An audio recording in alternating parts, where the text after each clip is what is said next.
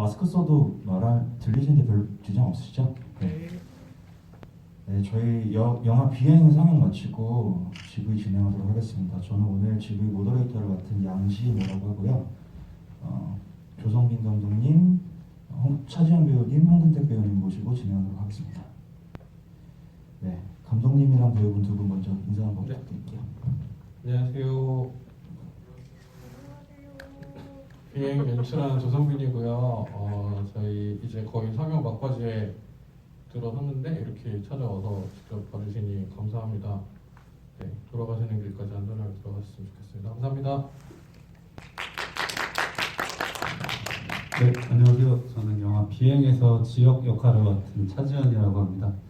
저 여기 인디스페이스 이 극장이 사실 저한테 되게 꿈의 극장이었거든요. 그리고 제 최애 극장 중에 하나인데 여기서 저희 영화가 상영했다 그래서 저한테 굉장히 뜻깊은 날이에요. 사실 오늘이. 그래서 오늘 와주셔서 감사하고 또 재밌는 GV 시간 갖도록 하겠습니다. 감사합니다. 네, 안녕하세요. 저는 근수 역할 맡은 홍근택이라는 배우입니다. 저를 처음 보시는 분들이 많을 텐데 그 시국이고 또 극장에서 이 마스크를 벗지 않고 했으면 좋겠다고 해서 마스크를 쓰고 여러분들 만나서 저도 아쉬운데 그 생긴 게 궁금하시다면 사진으로라도 보시면 될 것 같고요. 네, 재밌게 GV 했으면 좋겠습니다. 질문 있으시면 아무런 질문도 감사하니까 저한테 질문 해주시면 감사하겠습니다. 안녕하세요. 감사합니다. 네, 우선은 제가 감독님들이랑 배우님들한테 제가 좀 궁금했던 것들 먼저 좀 여쭤보고 관객분들한테 마이크 전달드리도록 하겠습니다. 우선 영화 시작부터 좀 많이 궁금했어요. 그러니까 어떻게 이 영화를 기획하게 되셨는지, 그리고 제가 이 영화가 학부 졸업 작품으로 알고 있는데 사실 되게 학부 졸업 작품으로 대학원도 아니고 장편 영화를 기획하고 제작하시기 쉽지 않으셨을 텐데 어떻게 하시게 됐는지 좀 궁금합니다. 네, 일단은 저희는 이렇게 셋이 저희가 학부 청주대학교 영화과 학생들인데 3학년 때 단편을 하나 같이 찍었었어요. 그래서 3학년 때 단편을 찍으면서 그때 꽤나 제 스스로 괜찮은 작품을 좀 만들었다고 생각을 해가지고 이 친구들이랑 졸업작품까지 쭉 가게 됐고 4학년 들어가서 졸업작품을 준비를 하는데 처음에는 한국 사회에서 벗어나고 싶어하는 나만 두 명의 청년들이 나오는 그런 단편 이야기를 기획을 했었어요. 근데 그들에게 수십억 원의 마약이 생긴다면 이들은 그걸 어떻게 처분을 할 것인가, 이런 기획에서 처음에 단편 시나리오를 쓰게 됐는데 이제 해야 할 얘기가 너무 많은 거죠. 마약이 들어가고 그런 이들이 돈이 필요한 이유들에 대한 설명들이 좀 더 친절히 들어가야 된다고 생각을 해서 이게 장편화가 됐고, 그냥 재미삼아 하는 얘기로는 학교에서 저 지원을 좀 많이 못 받았다고 생각을 해서 한동안 졸업 작품이라고 얘기를 안 했어요. 도대체 학교가 나한테 해준 게 뭔데? 라는 생각을 했었는데 이게 개봉하고 이렇게 하다 보니까 마케팅적인 요소로 괜찮은 것 같더라고요. 그래가지고 어느 순간부터 이건 청주대학교 영화과 졸업작품이에요, 이런 포지셔닝으로 해서 마케팅을 하는 것 같습니다. 그렇게 해가지고 됐고, 네, 처음에 이제 영화 기획하게 된 의도에 대해서는 이 정도까지 말씀드릴 수 있을 것 같아요. 그럼 그 졸업 작품으로 장편을 선택한다는 것 자체가 사실 되게 많은 도전과 무모하다는 어떤 주위의 어떤 우려와 만류와 굉장히 많았을 텐데 그런 부분들에 대해서 어떻게 돌파하고 결국 이뤄내셨는지 또 궁금합니다. 이게 다 지도 교수님도 일단 영화를 찍지 말라 그랬어요. 장편 영화를, 이거는 장편의 호흡이 아니다 이런 얘기도 많이 들었었고 시나리오 과정에서. 그래가지고 저는 그래도 어느 정도 조금의 확신이 있었거든요. 그래가지고 좀 억지로 진행을 하게 좀 강제로 진행을 했어요. 그래가지고 졸업 작품으로서는 인정을 처음에는 못 받았어요.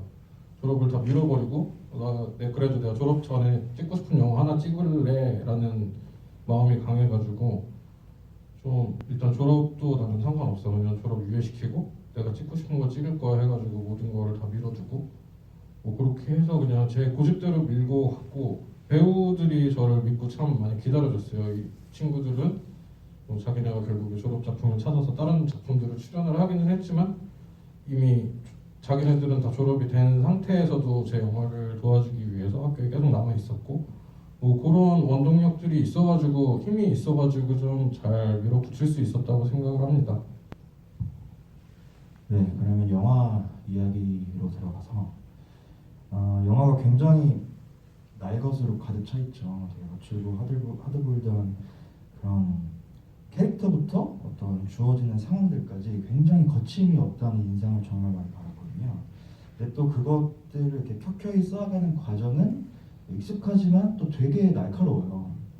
그리고 또 정교하고 그래서 시나리오를 완성하셨을 때와 그래서 이제 실제 촬영 현장에서의 어떤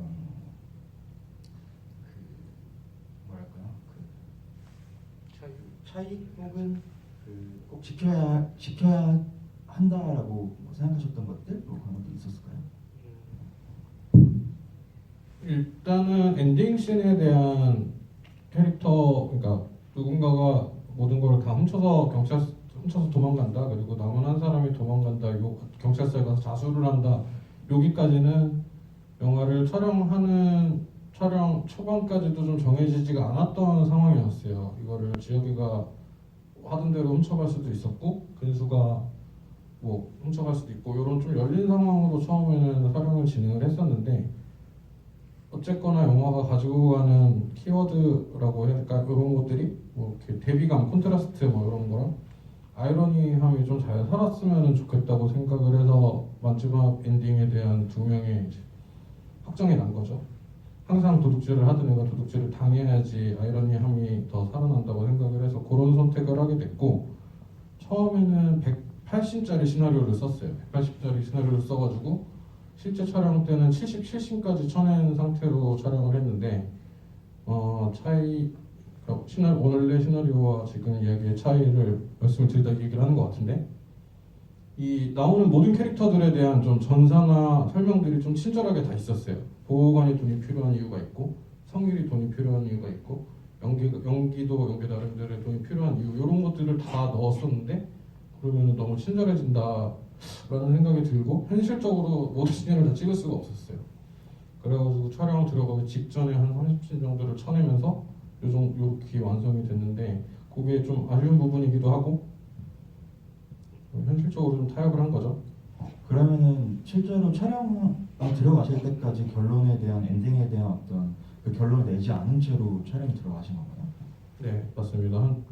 처음 한 3, 4일씩 찍다가 결정이 된 것 같아요. 근데 상황은 똑같아요. 이게 엔딩에 주어진 상황은 누군가가 다 도둑 맞은 이후에 모텔 복도에서 소리를 지른다. 한 명이 마약상을 만났다가 호되게 당한다.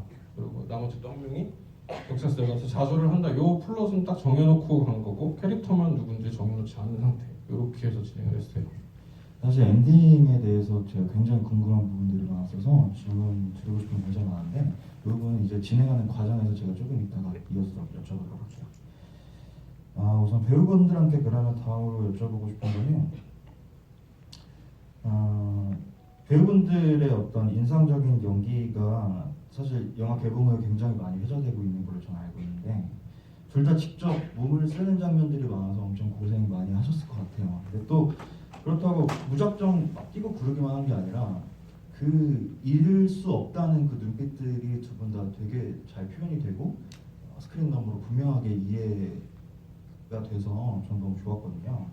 그래서 감독님이랑 같이 캐릭터에 대한 이해를 서로 어떻게 맞춰 나가셨는지 뭐 촬영 전에 이제 뭐 작업 준비하실 때 그리고 이제 씬 안에서 어떤 장면들 이제 직접 연기하실 때 감독님이랑 어떻게 호흡 맞추셨는지 그건 또 궁금해요.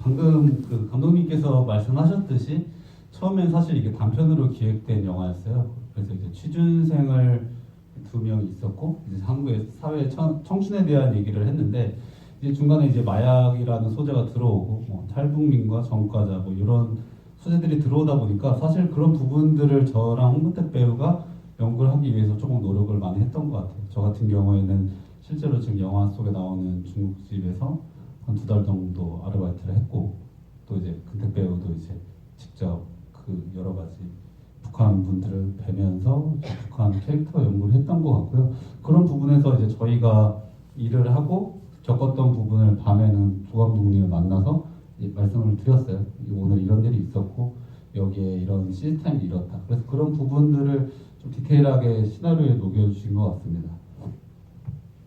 예, 그 차지현 배우님 말씀해 주신 것처럼 저는 이제 북한어를 습득을 해야 되는 상황이었는데 실제로 영화상에서 북한어를 가르쳐 주시는 분들이 있어요. 실제로. 근데 그분들은 꽤나 높은 그 돈을 지급해야 배울 수 있어서 지인 중에 수소문을 해보니까 치킨집에서 아르바이트를 하고 있는 탈북민이 있었어요. 정말 평범하게 대학을 다니고 있는 대학교 1학년생의 아르바이트생이 있어서 그 친구랑 이제 치킨도 먹고 여러 가지 뭐 커피도 마시면서 제가 가지고 있는 시나리오를 한글로 써 있는 나만의 어투로 써 있는 그 말을 그분한테 가져가면 북한말로 그대로 번역을 해주면 제가 그걸 읽으면서 그분이 체킹해주는 그 방식으로 해서 북한어를 계속 배웠었고 그래서 조금 친해지다 보니 북에서 있었던 문화랑 남한에서 겪은 문화들이 어떤 점이 다른지 그리고 넘어올 때의 어떤 아픔들 그리고 실제로도 할머니를 북에다 두고 왔던 청년이었어요. 그래서 그분이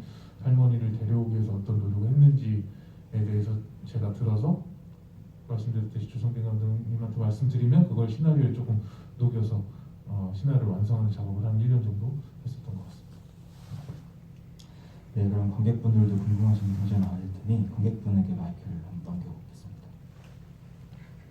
마이크를 넘기면 마이크 채팅방을 접속을 해서 질문을 해주세요. 저희가 답변을 해드리면 최첨단 시스템. 질문이 들어온 게 있나요? 한번 확인해 보겠습니다.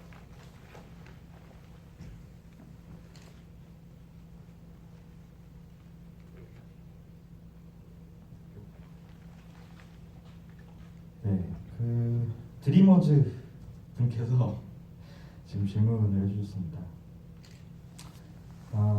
지연 배우님께서 생각하시는 영화 속 차지혁이 가장 얄미웠던 장면은 어떤 장면이실까요?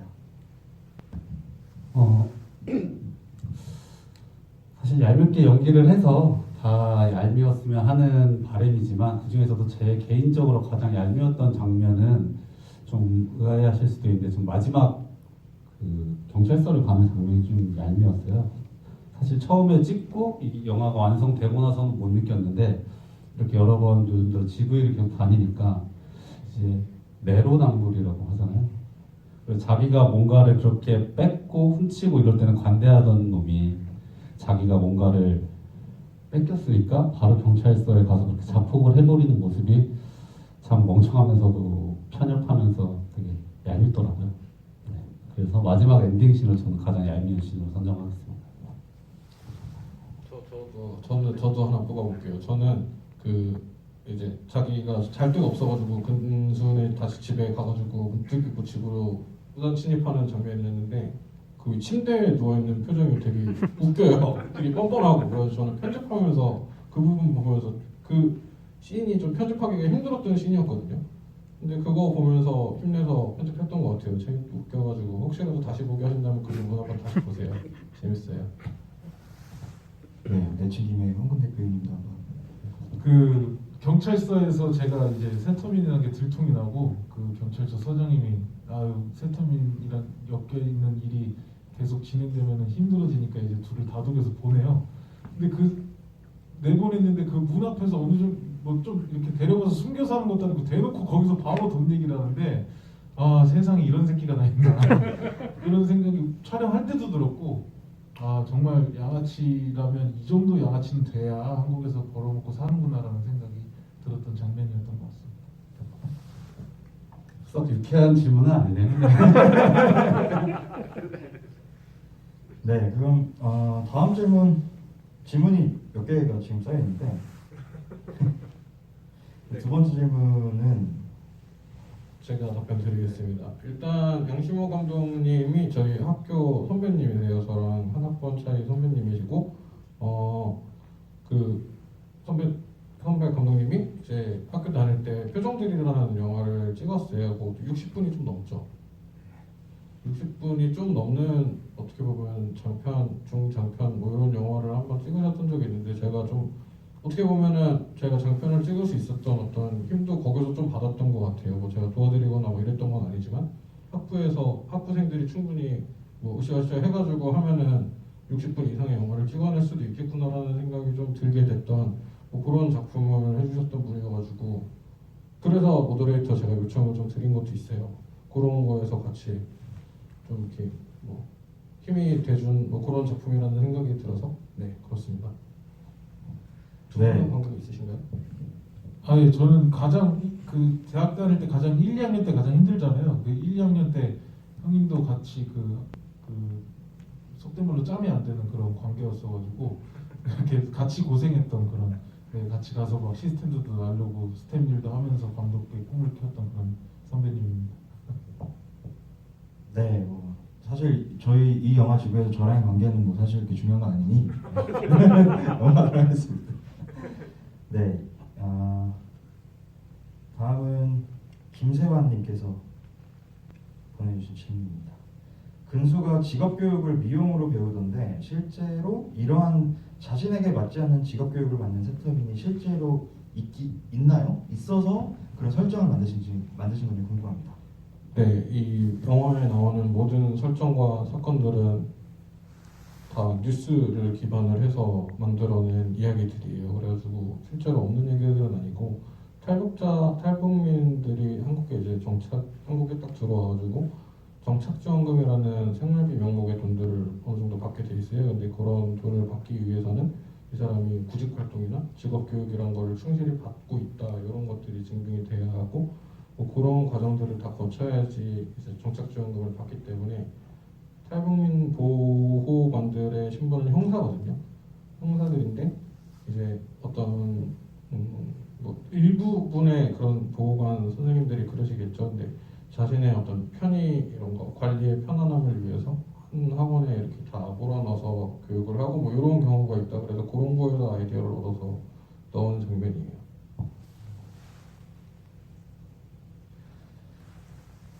네, 그러면은 좀 이어서 지금 질문들을 많이 주셨는데 제가 이런 시스템을 지금 오늘 처음 배워요. 저도 처음 네, 제가 되게 그 기계를 다루는데 되게 익숙하지 못한 사람에서 핸드폰 두 개를 들고 지금 네, 그럼 제가 그 질문 드리고 싶었던 거 몇 개 조금 더 질문 드려볼게요. 우선 사실 저도 영화를 만드는 입장에서 제작에 관한 전반적인 과정이 되게 궁금했어요. 아까 뭐 시작 지점에 대해서는 뭐 얘기 많이 해주셨고 그래서 전체 기간과 회차는 뭐 어떻게 되셨는지. 촬영 회차는 20일 동안 19회차를 찍었어요. 20일 동안 19회차를 찍었고 처음에 편집본이 아마 촬영 종료 후에 2달 만에 가편집본이 나왔는데 1시간 55분짜리 영화가 나왔고 아까도 말씀드렸다시피 그런 캐릭터들의 전사가 지금보다는 조금 더 친절하게 붙어 있었던 그런 영화였고 심지어 근수에 탈북신이 있었어요. 탈북하는 장면이 있었는데 좀 어떤 퀄리티나 뭐 이런 문제에 대해서 신들을 드러내가지고 그러다 보니까 이렇게 좀 줄어들게 됐고 1시간 55분짜리 영화를 봤을 때 되게 비참했어요. 내가 무슨 짓을 저질렀나 싶은 생각이 들고 이게 과연 누군가의 1시간 55분이라는 시간을 뺏을 수 있는 영화인가라는 생각을 했을 때 절대 그럴 수 없다고 생각을 했고 그 충격에 하드디스크를 이렇게 밀어놨어요.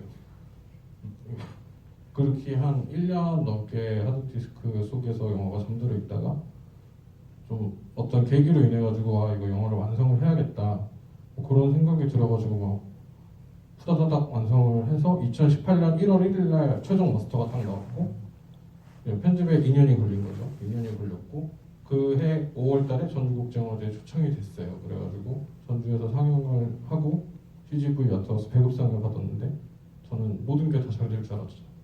하지만 모든 게 제 뜻대로 되지가 않았어요. 그래가지고 배급을 한동안 좀 배급사를 못 잡아서 좀 고생을 했었고 저희 PD 친구랑 저랑 그러면 둘이 배급을 한번 해보자라는 생각까지 했었는데 운이 좋게도 영화진흥위원회에서 개봉지원상금을 받고 지원금을 받고 뭐 그렇게 뭐 이렇게 저렇게 해서 개봉날을 못을 딱 박았더니 코로나가 터졌어요. 근데 참 안 미루기를 잘했다는 생각이 듭니다. 네. 잘하셨습니다.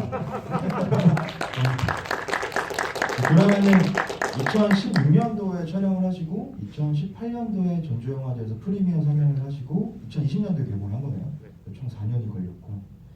네, 그럼 제작 과정 제가 사실 조금 더 여쭤보고 싶은 게 많은데 제작 과정 좀 돌아가서 겨울에 촬영하느라 되게 고생 많으셨을 것 같은데 현장에서 좀 변수가 됐던 사건도 되게 많았을 것 같아요.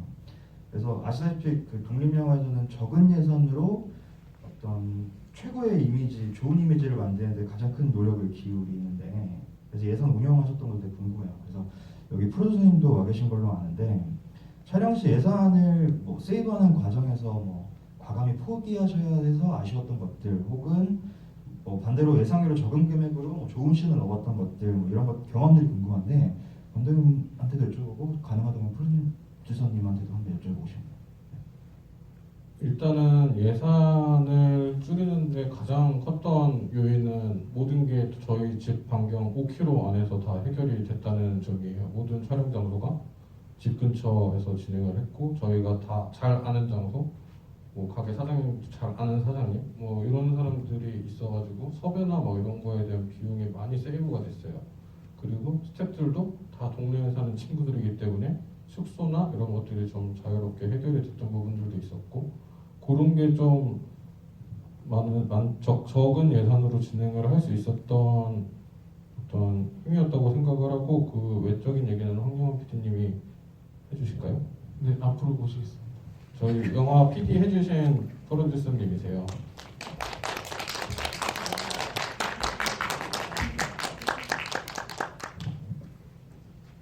아, 처음이네요. 이렇게 무대에 나오게 된 게. 네, 앉으세요. 저는 영화 비행 프로듀서 황영훈이고요. 일단은 제작에 있어서 일단은 대부분의 답변을 감독님께서 해주신 말씀이 거의 대부분이에요. 네, 학교 졸업 작품이다 보니까 학교 재학생들 스텝으로 기용을 했던 것도 있고 배우들도 최대한 학교 선후배들 분들을 모셔서 배우를 출연을 시킨 부분들 뭐 이런 것들이 다 세이브가 될 수 있는 요인이었던 건데 제가 어쨌든 예산을 받은 게 애초에 그렇게 많지는 않았고 시나리오는 이미 많은 분량의 시나리오의 책을 저한테 주신 상태에서 일단 예산을 짜다 보니까 저도 고민이 많았는데 독립영화 치고는 로케이션이나 장소가 되게 좀 많은 편이어서 이 부분을 좀 어떻게 좀 절약을 할 수 있을까라는 고민을 하다가 말씀하셨듯이 뭐 이제 최대한 저희가 잘 아는 공간 그 다음에 청주 저는 원래 또 청주 토박이라서 감독님께서 아시는 공간들 외적으로는 이제 또 제가 최대한 섭외가 좀 용이하고 저렴한 부분들을 좀 많이 애써서 좀 찾아보려고 했던 부분이 일단은 또 있고 그 외에 제가 봤을 때 그냥 제 개인적으로 전체적인 예산을 세이브하는데 가장 큰 도움이 됐던 건 쉬지 않고 찍었던 거. 아무래도 좀 세이브가 되지 않았을까. 중간에 조금이라도 쉬고 한 번이라도 저희가 좀 처지는 모습이 있었다면은 제가 또 좀 쉬었다 가자 이렇게 했으면 아무래도 그런 부분들이 다 시간이 늘어나면 다 예산이 늘어나는 건데 좀 제가 그런 부분들을 많이 외면했던 게 좀 많이 도움이 되지 않았을까. 네, 저는 그런 생각이 듭니다. 네, 이상입니다. 앉아 계세요. 네, 같이 앉아 계시죠. 네. 그러면 관객분들 질문으로 다시 좀 넘어갈게요. 그래서 하이롱님이 그 다음 질문 해주셨는데 그래서 만약에 가짜였나요? 라고 질문해 주셨습니다. 네, 제 불찰입니다. 만약에 가짜인 거에 대한 설명이 조금 불친절하게 있었던 부분이 있어요. 그래가지고 이 친구들이 그러니까 어디서 모순점이 생겼냐면 그러면 그들이 얘네가 팔았던 거는 어떻게 되는데 라고 하는데 이들을 계속 가짜를 팔고 핸드폰을 처분을 하고 대포폰을 쓰고 뭐 요런 다는 설정이 있었어야 되는데 그런 게 예산상의 이슈로 좀 표현이 힘들었던 부분인 것 같아서 약간 저는 불친절하게 해도 남들이 이해하지 않을까 했는데 다들 그 부분에 대한 이슈가 있는 것 같아요. 제 불찰입니다. 다음번에 잘하겠습니다. 네, 그럼 다음 질문은 인디갱님이 말씀해 주셨는데 근수가 마약 배달 심부름을 선택하지 않았다면 지금 어떻게 살고 있을까요? 감독님과 금택 배우님께 설명 부탁드립니다. 라고 했어요. 홍근택 배우님 네. 먼저 말씀해 주실까요? 일단 그 탈북을 하신 분들을 제가 많이 영화를 찍을 때도 조사를 했고, 그다음에 저희가 그 사람들을 알기 전까지는 그분들이 보이지 않는데, 제가 비행이라는 영화를 찍고 일반적인 사회생활을 하는데 주변에 탈북민들이 굉장히 많으시더라고요. 그냥 일반적인 대학생들도 정말 많고, 직장에 다니시는 분들, 그리고 여기에 이미 남한에 온 지 오래되셔서 북한말을 아예 까먹으시고 진짜 그냥 남한 사람인 것처럼 사시는 분들도 정말 많은데, 이제 근수처럼 탈북을 한 사람들, 그리고 우리가 일반적으로 볼 수 있는 외국인 노동자들을 보면 저희가 일반적으로 어쩔 수 없이 생각이 드는 게, 저 사람들은 우리보다 훨씬 더 못 사는 나라에서 왔기 때문에 저 사람들은 좀 먹고 살만치만 돈을 벌면 행복하겠지, 우리보다는 좀 낮은 행복 지수를 가지고 있겠지라는 생각을 하게 되는데, 반대로 생각해보면 저희가 뭐 호주 이민을 간다든가 새로운 곳에 가서 정착을 할 때 저들보다는 좀 못 살아도 먹고 살기만 하면 되지라는 생각으로 가지 않잖아요. 그곳에 사는 사람들과 똑같은 문화생활을 영위하면서 똑같이 잘 먹고 잘 살기 위해서 그곳을 가는 거기 때문에 저희가 북한에서 혹은 외국에서 우리나라에 정착해서 오신 분들한테 그렇게 우리와 다른 생활을 하는 사람이라고 생각하지 않았으면 좋겠어요. 근수가 만약에 마약 배달이라는 그 형을 데려오기 위해서 마약 배달이라는 걸 손을 대지 않았다면, 제가 주변에서 봤던 탈북민들처럼 정말 평범하게 뭐 대학을 갔을 수도 있고, 아니면 정말 기술을 배워서 미용사는 안 됐을 것 같아요. 손가락이 가위에 들어가지도 않으니까 미용사는 될 것 같지 않고 저랑 비슷하게 살고 있지 않을까라는 생각을 했습니다. 저는 오히려 좀 반대되는 지점으로 좀 생각을 하는데, 근수라는 캐릭터가 영화 처음에 나왔을 때는 그 돈이나 이런 것들에 대한 어떤 욕심? 이런 것들이 많이 잘 안 보여요. 그러다가 점점 사회에 좀 적응을 해 나가면서 돈에 대한 욕심이 눈에 막 불타듯이 돈 하게 되죠. 그런 거를 봤을 때 아마 마약 배달을 안 했다고 하더라도 어떤 더 큰 돈을 만들 수 있는 이런 좀 안 좋은 일에 연루가 되지 않았을까. 저 캐릭터 자체 분석을 해보자면은 아마 그럴 것 같아요. 저 탈북을 했을 것 같습니다. 월북이죠. 네. 돌아오지 않는 형을 찾기 위해서 근수가 월북을 하지 않았을까요? 다시 월북을요? 네. 어떻게 생각하시죠? 뭐 개인의 상상이니까요. 네, 네, 정말, 다양한 창의적인 네, 해석은 뭐 좋은 거니까. 네, 좋습니다. 네, 만화를 많이 보셨네요. 다음은 이응시읒 님께서 해주신 질문입니다. 지혁이가 여기저기 지인에게 전화했는데 결국 아무도 못 만난 장면이 인상적인데 이 장면이 들어간 이유가 궁금합니다. 제가 먼저 답변 드리고 다음에 배우님도 뭐 한마디 해주세요. 그래가지고 외로웠던 사람이라는, 그러니까 지혁이가 가진 근본적인 이렇게 어떤 사람이 가진 기본값이 좀 외로움이 많은 사람이라는 설정이 필요했어요. 그래가지고 어디를 가서 누구를 만나고 싶은데 아무도 자기를 만나주지 않으니까 다시 그 지옥 같은 마약굴로 다시 들어가야 되는 그런 상황을 좀 표현을 했어야 돼가지고 만들게 된 씬이고요. 어떠셨어요? 굉장히 이런 씬 같은 거는 이 지역을 연기한 저한테는 굉장히 감독님한테 고마운 씬이었다고 생각을 해요. 어쨌든 캐릭터의 입체성을 주신 씬이고, 그리고 사실 제가 이 지역이라는 역할을 하면서 마냥 양아치고 단순히 불량스러운 양아치로 남으면 안 된다라는 생각을 하면서 배역을 준비를 많이 했거든요. 그래서 감독님도 저한테 촬영 전에 해주셨던 말이, 얘가 미워할래야 미워할 수 없는 캐릭터가 돼야 한다. 그래서 저는 그런 부분에서 연민이라는 포인트에 집중을 해서 거기서 캐릭터를 개발하기 시작했거든요. 그래서 저도 그 씬이 저한테 감독님한테 감사한 씬이고, 그 덕분에 조금 더 밉지만 밉지 않는 캐릭터로 관객 여러분들에게 다가가지 않았나, 그런 생각이 듭니다. 좀 더 첨언을 해서 말씀을 드리자면은, 저는 시나리오 쓸 때도 사실 근수는 좀 가상의 인물이에요. 제가 어떻게 꾸며낸 환상 속의 인물인데, 지혁이라는 캐릭터는 저랑 닮아있는 모습이 되게 많다고 생각을 했어요. 제가 도벽이 없고 성과가 없다 뿐이지 저도 뭐 이런 외로움을 느꼈던 장면들이 있어서 그런 씬을 넣게 됐는데 저도 어느 순간 일을 뭐 이런 영화, 영상, 광고 뭐 이런 일들을 하다 보니까 주변에 일반인 친구들이 없어진다는 생각이 점점 드는 거예요. 그게 나이를 한 살 한 살 먹어갈수록 내가 속해 있는 필드와 그들과 속해 있는 필드가 조금 다르다는 이유로 어렸을 때 되게 친했다고 생각했던 친구들이 점점 멀어져가고 뭐 이런 거에 대한 묘사였다고 생각합니다. 네, 감사합니다. 다음은 스트레인저님이 해주신 질문입니다.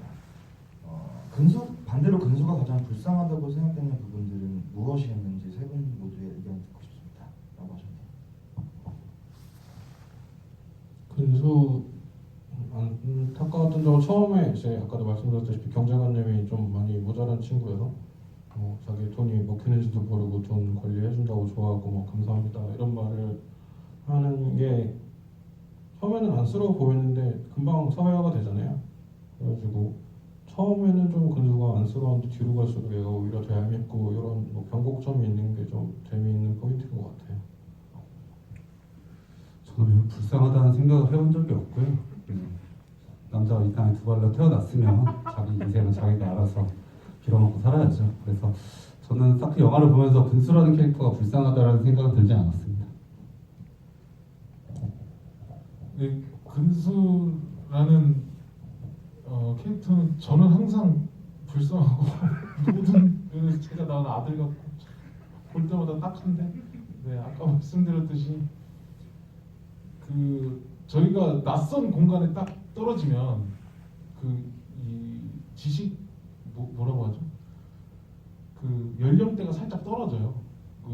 갑자기 처음 가보는 해외에 혼자 딱 떨어지면 네, 지식 수준이 살짝 떨어져서 조금 어벙벙해지는데 방금 차지혁 배우님이 말씀해 주는데 이 땅에 두 발로 태어났는데 저 이 땅에 안 태어났고 위에서 태어났다가 왔거든요. 그래서 조금 어리숙한 면이 있을 수 있으니까 불쌍하다고 봐주시고 네.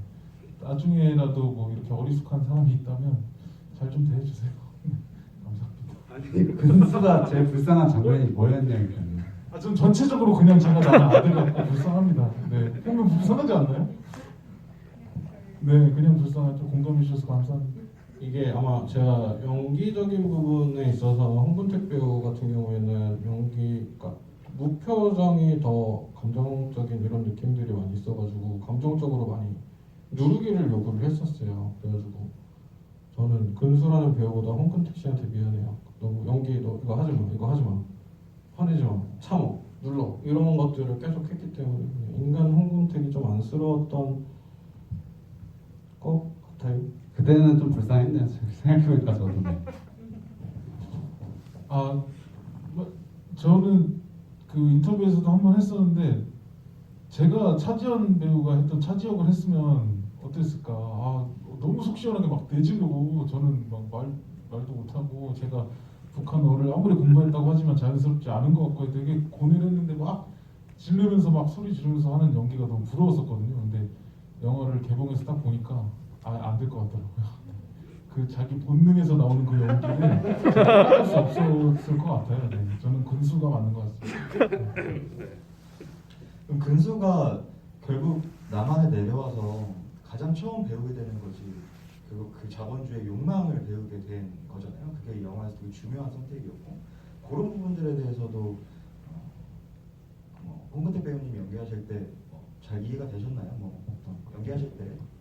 그러니까 지금 이제 댓글들만 봐도 조금 북한에서 탈북을 한 상황이고 마약까지 손을 댔기 때문에 굉장히 예민하고 민감한 상황이 많아요. 그리고 완전히 나중에는 이제 이 필로폰을 가지고 다 모두 내 것으로 만들려는 탐욕까지 보여주기 때문에 북한 사람을 어설프게 따라한다는 생각이 들면 안 된다는 생각을 너무 깊게 했고 조수빈 감독과도 많이 이야기를 나눠서 영화를 촬영할 때는 이제 별 의심 같은 게 없었어요. 그냥 시나리오대로 따라가자. 뭐 자본주의나 이런 건 생각하지 말고 내가 최대한 북한 사람을 따라하는 척이 아닌 연기로서 좀 제대로 소화하자는 생각을 했고 개봉을 하고 이제 많은 분들이 평을 남기시고 이런 거에 있어서 조금 볼 때마다 좀 가슴이 덜컹덜컹하는 면이 있는데 그래도 평들이 나쁘지 않은 것 같아서 지금에야 조금 가슴 쓸어내리는 네, 그런 상황입니다. 네, 그럼 다음 질문 지역이 교도소를 갔던 건 어떤 제목 때문이었나요? 네, 절도 때문에 이제 교도소를 가게 됐고 또 그 도벽이 이제 고쳐지지가 않아서 계속해서 영화 내에서도 도벽을 하는 모습을 볼 수 있습니다. 도벽으로 인해서 절도범으로 교도소를 복역하다가 나온 지역입니다.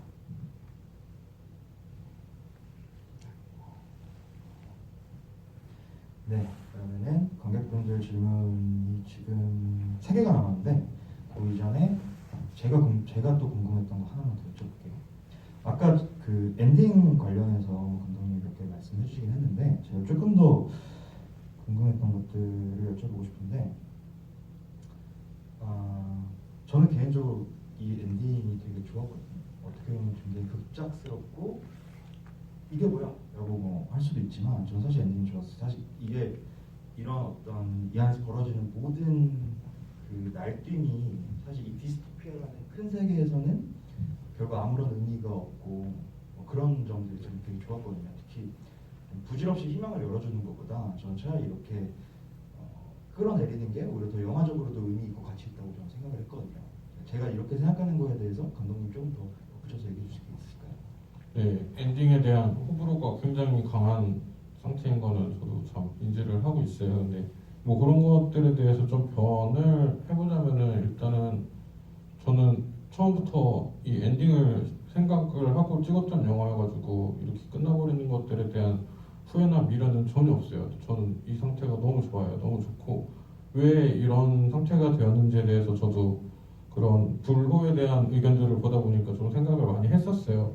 시간이 4년이 지난 뭐 시나리오 쓴 지는 5년 됐지만 5년 전 상황을 좀 다시 되짚어 보기도 하고 왜 그때 이런 정서를 가지고 있었나 했는데 그 당시에 제가 허무주의 막 이런 것들에 되게 많이 빠져 있었던 시기인 것 같아요.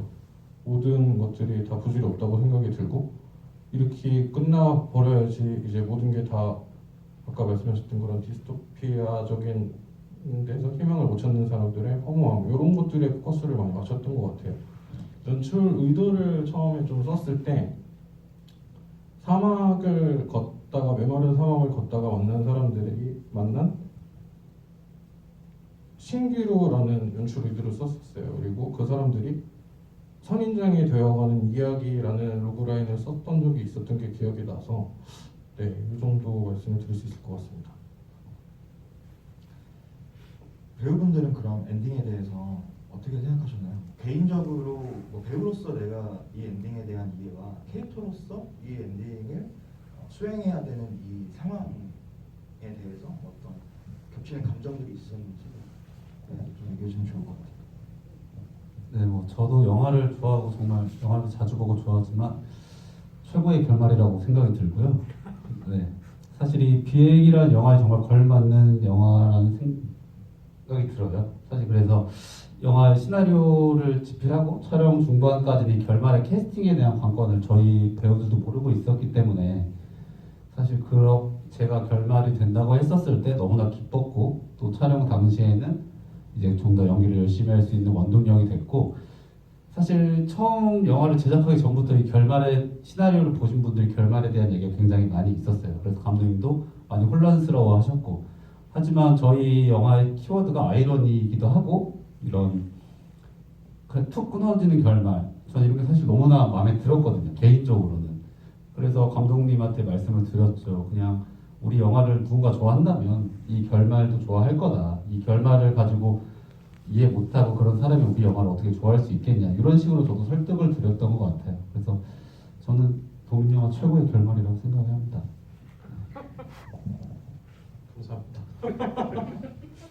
네, 저는 그 개인적으로 결말에서 저한테 좀 위로가 됩니다. 왜냐면 근수라는 캐릭터가 누구한테 물어보고 지역한테 뭐 샀니 못 샀니 못 팔았니 계속 물어보고 어디 가서 좀 부탁하고 이런 캐릭터여서 제 스스로의 어떤 그 추목표나 목적성이 잘 보이지 않아요. 근데 마지막에 이제 저의 어떤 목적 그리고 비행을 전체를 가로질렀을 때 제가 무엇을 원하는지가 정말 명확하게 보이는 뭐 물론 성공하지 못하고 그것은 모두가 가짜였고 저는 죽기 직전까지 몰리긴 하지만 그런 분들도 많더라고요. 인터넷에 보면 근수는 죽은 건가요? 라는 질문하시는 분 많은데 저도 잘 모르겠습니다. 네. 죽었어요. 죽었어요. 저는 살아있었으면 좋겠는데 죽었다고 합니다. 여튼 제 어떤 목표나 목적성을 보여줄 수 있는 결말을 낸 것 같아서 저는 의미 있는 결말이라고 생각합니다. 네, 그럼 이 엔딩에 관해서 프로듀서님한테도 한번 여쭤볼게요. 왜냐면은 사실 영화를 이 제작하는 과정에서 스태프가 이 시나리오에 대한 충분한 동의와 믿음이 있어야 사실 영화 제작 과정에서의 어떤 그런 필요하지 않을 수 있는 문제들을 제거해 주잖아요. 그래서 그런 부분들을 어떻게 감독님 믿고 갔는지 그 엔딩에 대해서 어떻게 생각하셨는지도 프로듀서님도 한번 얘기해 주시죠.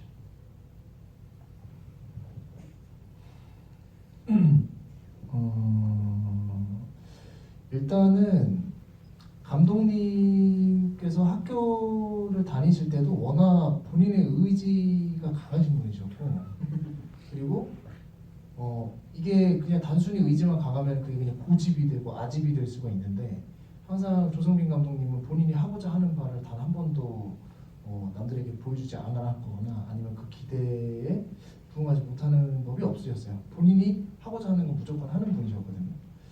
시나리오 자체는 사실 이제 집필하는 과정에서 저와 여기 배우님들과도 이야기가 많았지만은 사실 좀 약간 드라마가 좀 단순하지 않느냐, 혹은 너무 단편적인 이야기를 그냥 길게 막 늘어놓은 거에 불과하지는 않을까, 이런 의견 충돌이 있긴 있었는데 또 그런 부분들을 배우들의 연기와 지금 충분히 등장을 하고 있다고 판단이 되고 있지만은 그 단역과 주조연의 이 콜라보로 영화를 전체적으로 충분히 이끌어 나갈 수 있을 것이다라고 하는 확고한 의지가 있으셨기 때문에 저는 일단 그 부분을 일단 무조건 믿었고 배우들과 프리프로덕션을 준비하는 과정에서도 참 합이 잘 맞는 세 사람이 준비하는 과정을 보고 있노라니 제 입장에서는 영화가 끝까지 가는 데 있어서 크게 부족하거나 이 영화가 이야기가 됐든 제작이 됐든 문제가 될 건 없겠구나라고 하는 제 나름대로의 또 의지가 생기게 돼서 영화가 결국에는 완성까지 오게 되지 않았을까, 그런 생각이 듭니다. 네, 감사합니다. 관객분들 다음 질문으로 넘어갈게요. 감독님께서 편집도 직접 하셨던데 편집에서 가장 신경 쓴 지점이 궁금합니다. 아까 말씀드렸던 거에 좀 연장되는 말인 것 같은데요. 그런 좀 두 배우 외적인 사람들의 이야기가 너무 많다 보니까 그런 장가지들, 그 사람들이 가진 사연이나 그 사람들이 가진 행동들이 이들한테 몰입이 되는 게 많이 방해가 된다는 생각을 많이 들었어요. 그래가지고 속된 말로 원샷을 찍어놓고도 저희가 안 쓴 배우님들도 있고 그만큼 이 둘한테만 좀 많이 포커싱이 갔으면 한다라는 생각이 들어서 아쉽게도 좀 그런 씬들을 많이 걷어냈던 것 같아요. 그래서 편집에서는 어떻게 이 둘한테 이입을 시킬 것인가 요거에 대해서만 생각을 하고 다 잘라냈습니다. 그러면은 드러냈던 장면이 아까 말씀하신 것처럼 시나리오 처음 쓰셨을 때는 103씬이라고 108씬. 네, 108씬을 초고를 쓰시고 그 뒤로 어떤 현실적인 이유와 제작 상황에 맞춰서 많이 드러내셨다고 하셨잖아요. 그러면은 촬영하고도 걷어내신 장면들 중에 좀 아쉬운 장면도 있으셨나요?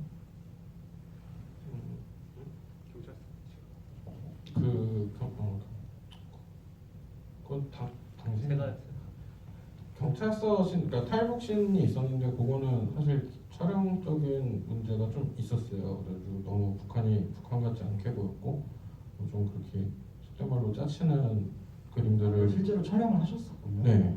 하고 그 홍근택 배우가 막 물속에 들어가요.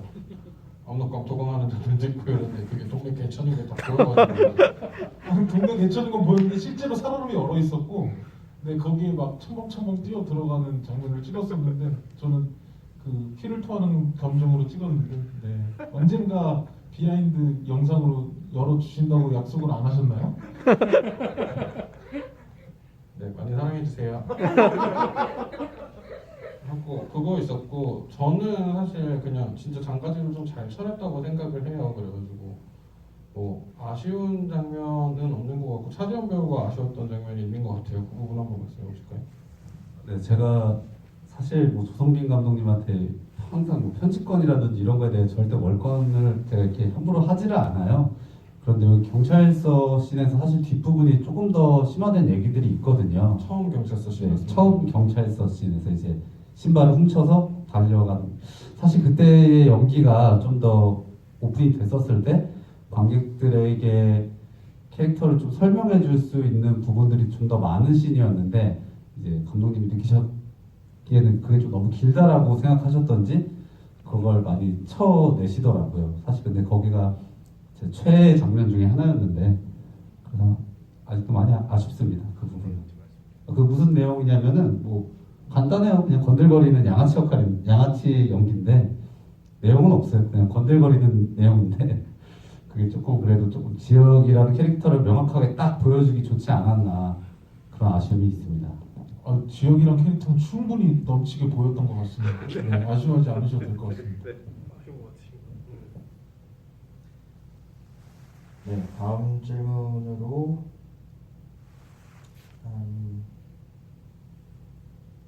네, 그 근수의 탈북이 북에서 범법적이기 때문이었는 건 아니었는지라고 궁금하시는 분이 계신데요. 임비경님 질문해 주셨어요. 마약 관련?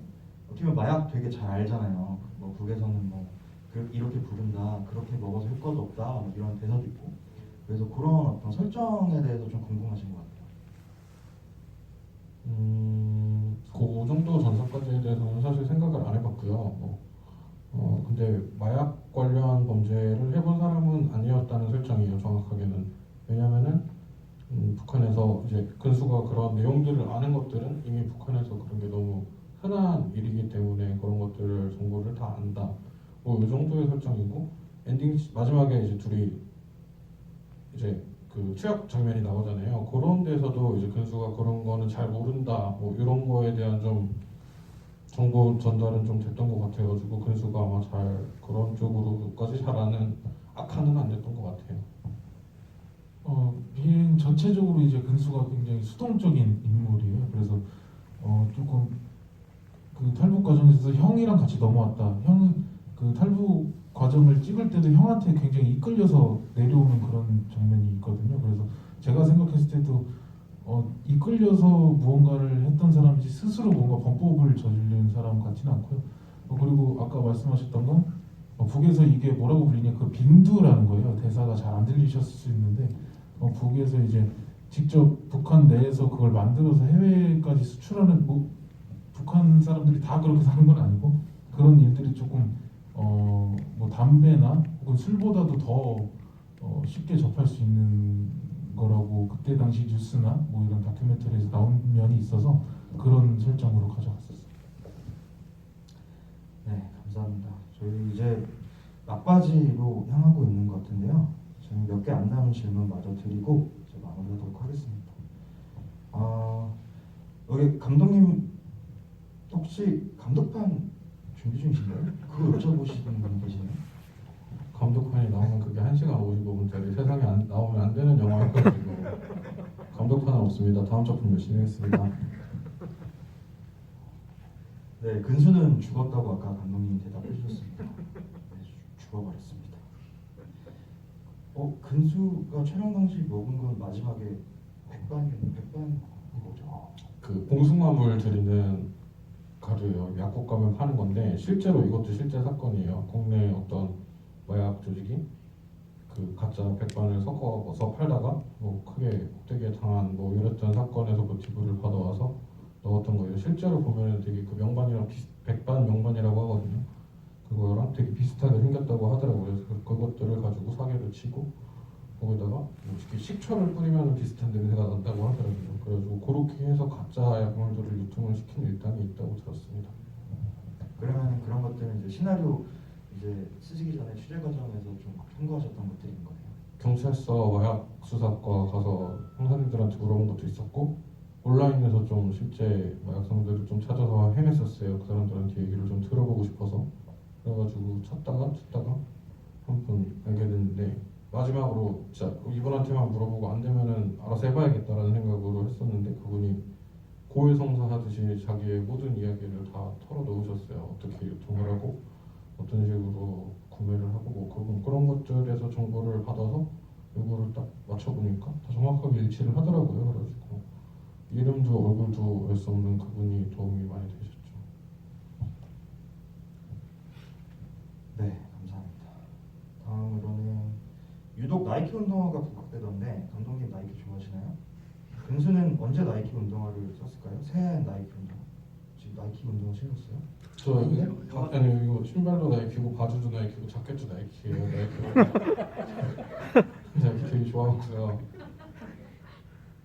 그러니까 뭐 자본주의에 대한 이런 뭐 디스나 이런 거는 전혀 없어요. 그런 걸 할 생각은 없었는데 북한 사람들이 처음에 남한에 왔을 때 이 사람들이 어떤 거에 좀 이렇게 포커스가 맞춰질까에 대해서 생각을 많이 했었어요. 근데 나이키 신발을 본다면 어쨌든 뭐 미국의 가장 유명화된 공산품이고 이런 것들에 좀 많이 홀릴 거라는 생각을 했고 음식도 그동안 먹어보지 못했던 달고 짜고의 극치를 달리는 짜장면 이런 것들에 많이 꽂혀 있다 뭐 이런 설정으로 해서 설정을 했고 아마 모텔에서 나와서 가방을 들고 혼자 쭉 걷잖아요. 그러면서 발도 시려운데 신발 하나 사야겠다 라는 생각에 아마 신발 하나 사서 가지 않았을 거예요. 그 전까지 맨발로 달렸으니까. 네, 다음 질문으로는 그럼 근수랑 지역도 마약이 가짜인 거 알고 있었나요? 지역이 근수가 마약 가지고 튀었을 때 절규하던데 모르고 있었던 거 아닌가요? 라고 하셨어요. 이들은 그게 끝까지 진짜라고 생각을 했으니까 그렇게 되는 거죠. 그래가지고 영기왕 성일이도 이 친구들이 마약을 훔쳐갔다고 해서 진짜 죽을 똥살똥 찾아다녔는데 모든 사람들이 다 오아시스를 보고 달렸던 거예요. 허상이었는데 그거를 보고 달렸고 목숨을 걸고 그렇게 사초를 벌였는데 모든 게 다 가짜였다. 그렇게 돼야지 이 모든 사람들이 했던 그런 액션들이 허무하게 끝나니까 뭐 그렇게 설정을 했습니다. 그러면 그 지역이 그 과거에 알던 그 마약 배달 상한테 가서 이제 이걸 확인받잖아요. 그 과정에서 그냥 눈으로만 보고 끝났었나 봐요. 그랬겠네요. 그랬겠죠? 네. 냄새는 일단 그게 신 냄새가 난다고 하더라고요. 그래가지고 일단 딱 눈으로 보고 신 냄새 났으면은 일단 했을 것 같아요. 뭐 그 정도 제 불찰입니다. 이런 것들을 네 제가 어렸습니다. 네, 이거 마지막 질문 같은데요. 이제 인디갱님이 마지막으로 해주신 질문인데 제가 이게 정확히 이해가 안 되는데 이 앞에 질문이랑 이어진 건가? 이렇게 좀 신발을 찾았는데 왜 때렸다고 저는 기억이 안 나요. 네, 그러니까 뭐 이거는 되게 비약이에요. 절대 아마 세상에 이런 경찰을 가진 신분은 이런 경찰은 없을 텐데 파출소장이죠, 정확하게. 파출소장님은 이런 탈북민들 관련해서 어떤 노이즈가 발생을 하면은 되게 피곤해지고 곤란해지는 위치에 있는 사람이라는 설정이었어요. 그래가지고 이들의 어떤 뭐 폭력이나 이런 사건이 접수되는 것만으로도 깨름칙한 뭐 그런 설정이어가지고 뭐 그렇게 해서 유야무야 이렇게 원래 넘어가려고 했다 뭐 요 정도의 설정으로 해서 촬영한 장면인데 이 장면으로 인해서 불편함을 느끼셨다면 죄송합니다. 사죄를 하고 싶네요. 네, 오늘 감독님 사죄를 많이 듣지만 제가 마지막으로 감독님한테 질문 한 개만 더 할게요. 사실 이런 결말은 그 배우들은 이 두 인물은 두 주연 배우는 왜 끝내 착한가라는 저는 의문이 들었거든요. 즉 결국 그러니까 필로폰을 어떤 시도를 하지만 결국 먹지 않잖아요.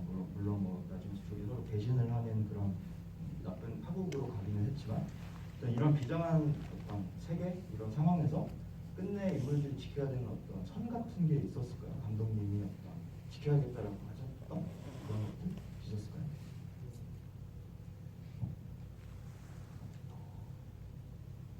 그냥 선은 없었던 것 같아요. 선은 제가 좀 말씀을 드리자면 사실 아까도 뭐 자본주의의 욕망이라든지 이런 부분을 하셨지만 뭐 사실 이 영화에서 저는 필로폰이 가짜고 진짜고 뭐 이런 부분들은 단순히 영화에 대한 궁금증으로 남을 수 있으시겠지만 별로 중요하지 않다라는 생각이 들어요. 이야기 자체는 그냥 단순히 청춘들의 욕망이 담긴 영화고 그들의 욕망이 그릇돼 썼을 때 벌어지는 일들과 실제로는 이렇게 스펙타클한 일이 벌어지지 않더라도 다들 힘들고 뭐 허무하고 약간 이런 식의 실제 청춘들의 이런 욕망들을 위로하고 공감해주는 영화라는 생각이 들고요.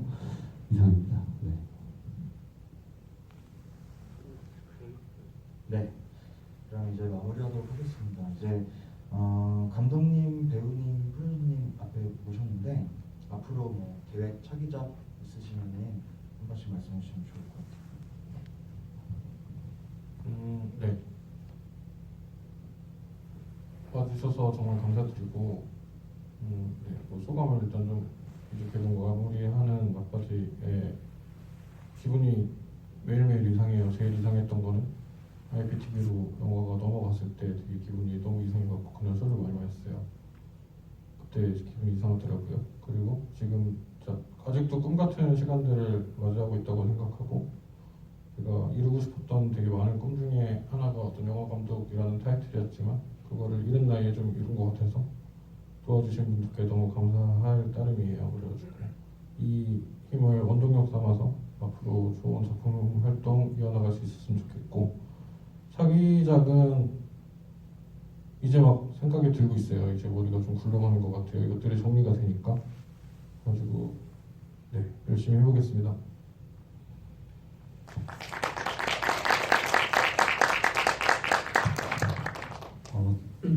저도 이제 개봉을 하고 사실 이 행사가 거의 이제 막바지에 다다랐는데 너무 인생을 돌이켜 봤었을 때 행복하고 재밌는 경험이었던 것 같아요. 그래서 다시 또 이런 순간들을 맛보려면 열심히 배우로서 열심히 노력하고 열심히 활동해서 다시 또 이런 순간을 맛볼 수 있지 않을까라는 생각이 들고요. 또 이제 마지막으로 이렇게 이런 시국에 다들 마스크를 쓰고 계셔서 좀 제가 얼굴을 기억 못하는 게 관객분들도 몇 없어서 그게 아쉽긴 한데 오늘 와주셔서 진심으로 감사합니다. 네.